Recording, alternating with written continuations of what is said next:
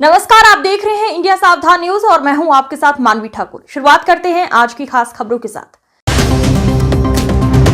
उत्तर प्रदेश के मुख्यमंत्री योगी आदित्यनाथ का चर्चित नारा बंटोगे तो कटोगे ने हाल ही में फिर से सुर्खियां बटोरी। ये नारा न केवल राजनीतिक हलकों में बल्कि धार्मिक और सामाजिक चर्चाओं का भी हिस्सा बन चुका है। अब एक बार फिर से इस नारे की गूंज महाकुंभ 2025 के महासमागम में सुनाई दी है। महाकुंभ जहां आस्था और विश्वास का संगम होता है, वहीं इस बार एक और महत्वपूर्ण संदेश भी गूंज रहा है।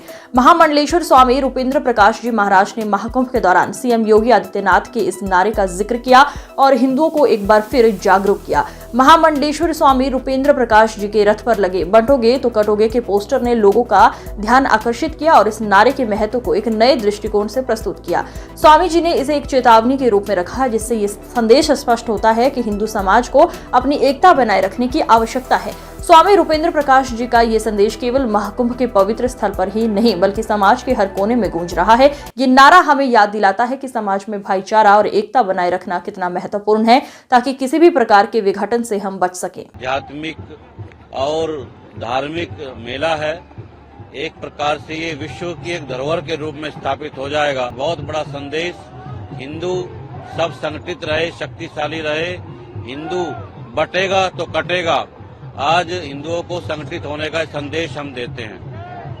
महाराज जी, एक संदेश जो आपने लिखा है, हिंदू बटेगा तो कटेगा, ही मुख्यमंत्री योगी आदित्यनाथ से प्रेरित होकर दिया। योगी आदित्यनाथ भी हम सब के प्रेरणा स्रोत और आध्यात्म से जुड़े व्यक्ति हैं और वो उत्तर प्रदेश के मुख्यमंत्री हैं। वो सनातन धर्म से आते हैं। निश्चित रूप से हम सब की एक ही विचारधारा है और उनके जो अभियान है उसकी मैं प्रशंसा करता हूं।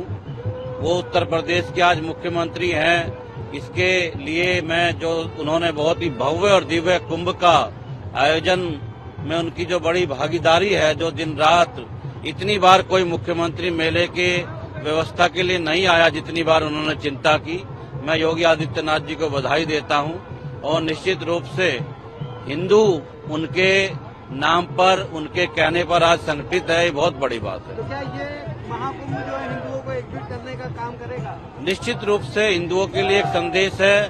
पूरे विश्व का हिंदू समाज एकजुट होकर संगठित रहकर जब ही सुरक्षित रह सकता है। नहीं तो हिंदू अगर संगठित नहीं रहेगा तो हिंदू निश्चित रूप से पूर्ववर्ती इतिहास की पुनरावृत्ति इस देश में होती देखी गई है। आज समय आ गया हिंदुओं को संगठित होकर, एकजुट होकर अपनी शक्ति का प्रदर्शन करने की आवश्यकता है। और ये कुंभ एक प्रकार से सर्वे भवन्तु सुखिनः सर्वे सन्तु निरामया की और वसुधैव कुटुम्बकम की एक प्रकार से संदेश पूरे विश्व को देते हुए हम सब एक परिवार है, एक जाति पाति और विभिन्न प्रकार की मत परंपराओं से ऊपर उठकर सब सनातनी हैं। इस भाव को मानकर ये पूरे विश्व के लिए एकजुट होने का समय। उत्तर प्रदेश के मुख्यमंत्री योगी आदित्यनाथ का चर्चित नारा बंटोगे तो कटोगे ने हाल ही में फिर से सुर्खियां बटोरी। ये नारा न केवल राजनीतिक हलकों में बल्कि धार्मिक और सामाजिक चर्चाओं का भी हिस्सा बन चुका है। अब एक बार फिर से इस नारे की गूंज महाकुंभ 2025 के महासमागम में सुनाई दी है। महाकुंभ जहां आस्था और विश्वास का संगम होता है, वहीं इस बार एक और महत्वपूर्ण संदेश भी गूंज रहा है।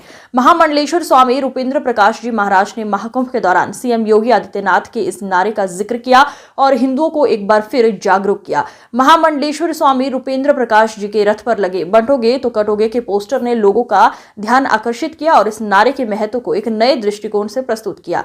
स्वामी जी ने इसे एक चेतावनी के रूप में रखा, जिससे ये संदेश स्पष्ट होता है कि हिंदू समाज को अपनी एकता बनाए रखने की आवश्यकता है। स्वामी रूपेंद्र प्रकाश जी का ये संदेश केवल महाकुंभ के पवित्र स्थल पर ही नहीं बल्कि समाज के हर कोने में गूंज रहा है। ये नारा हमें याद दिलाता है कि समाज में भाईचारा और एकता बनाए रखना कितना महत्वपूर्ण है, ताकि किसी भी प्रकार के विघटन से हम बच सकें।